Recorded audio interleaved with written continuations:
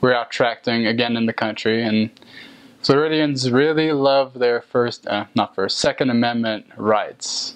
And so we're walking up this driveway. You know, in the country, all the driveways like a quarter-mile long, so they see you coming. And so we're walking up the driveway, and this woman's like, "No, I don't want to hear it. I don't want to hear it." Before we'd even got to the door, she was sitting on her porch, and we're like, ma'am, we're sharing a message of Jesus Christ. You know, this is a message for everyone. And like, "No, I don't want to hear it." And I was, okay, you know, she shut off, you know, let's not waste our time, let's turn around and go. My companion kept walking though. And so I'm standing there, you know, I'm like, okay, I gotta follow him. So I went up and joined him.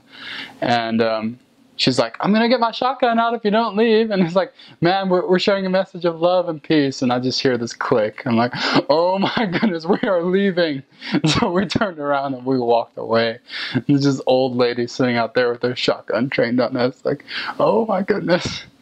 I remember like another time, this situation was a little bit dangerous. I mean, it was in my first area. My companion and I were out tracting and knocking on doors, and we finished up the street and we were walking back to our car, and we saw two people arguing outside of a house, and we saw this man attack this woman, and we just stood there and we froze, and he saw us watching, so he stopped. And so we're like, what is going on? What is going on? What is going on? My companion's like, "No, just get in the car, just get in the car." So we got in the car. It was just super, super tense. And we called a member of the church who was in the law enforcement and the police department. We're like, "Hey, this is going on. I think you better get over here." And he just tells us, "Elders, this is not something you want to get involved with. You know, just drive away and forget it ever happened. I'll take care of it." And so it got tense for a while, but that's not something you'll see a whole lot. But it was just something that happened to me, and it was just like, oh wow, you know, that just happened right in front of us. And so learning about the Spirit was very interesting for me, because you hear the stories, you know, the burning in the bosom, you know, it was taken over by the Spirit. And I was bothered because I never like had an experience that was like, you know, boom, this is the Spirit. And I was like, that really bothered me for a long time, because I was like, well, have I felt the Spirit or not? Because I know the church is true and things like that, but have I really felt the Spirit and been guided by the Spirit and things like that? Especially the guiding part, because that's so crucial in missionary work. Like, have I really been guided by the Spirit in my work? And I remember this one time, it was about a year into my mission, we were teaching this woman with my companion and I remember saying something to her, and she like just lit up and was like, "Whoa, that's amazing," and things like that. And I thought nothing of it, because, you know, I thought I just went ahead and said what I thought I needed to say. And I remember walking away from that appointment, my companion turns to me and he's like, "Elder, I wanted so bad to jump in and say something, but as you spoke the words, I thought them in my head." And I was like, oh, that's how it works. And so it was a very eye-opening experience for me, because I was like, you know, maybe I am being led by the Spirit. It may not be in the way that I'm hearing other people do it, but I'm being led in my own way. And that's something I really learned, was that you don't have to be led by the Spirit in the same way that someone else is being led by the Spirit. Like for me, I thought I was just saying words that I thought were appropriate for the situation, when I later find out that my companion was about to say those exact, like word for word, the exact same words. And so in terms of feeling the Spirit, you know, you need to learn how it works for you, not how it works for someone else. Well, I learned a lot about bicycles. I never really rode a whole lot of bikes before my mission, but I grew really adept at fixing them.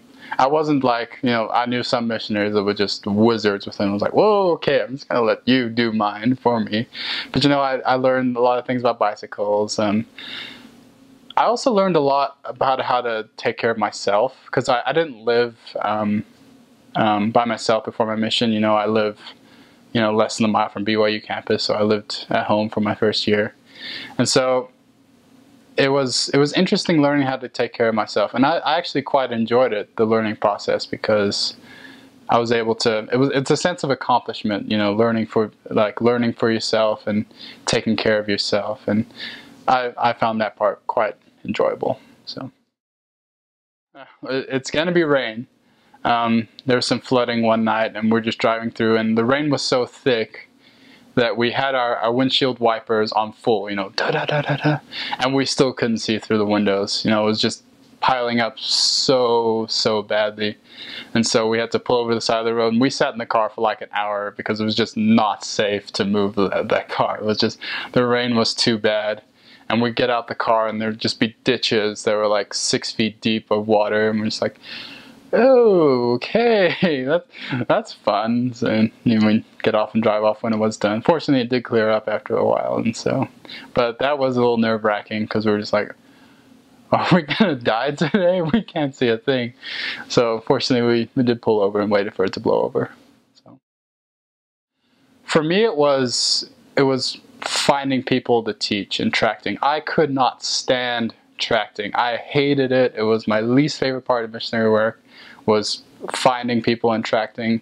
Mostly because I like to, I mean, teaching was my favorite part. I love teaching. I loved having people to teach, but finding people to teach, it was just extremely difficult. You know, rejection, I took rejection probably a little bit too personally on my mission.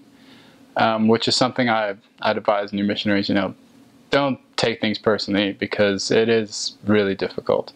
And that, you know, it's something I did. I took things personally, you know, and it wasn't that they were rejecting me, they were rejecting the message. And so it was nothing against me, but that's how I thought about it at the time. And so that was very difficult for me because, you know, I couldn't stand being rejected. I mean, when we found someone, it was fantastic, but you know, you knock for hours and hours and hours and hours and find nobody. It is extremely discouraging.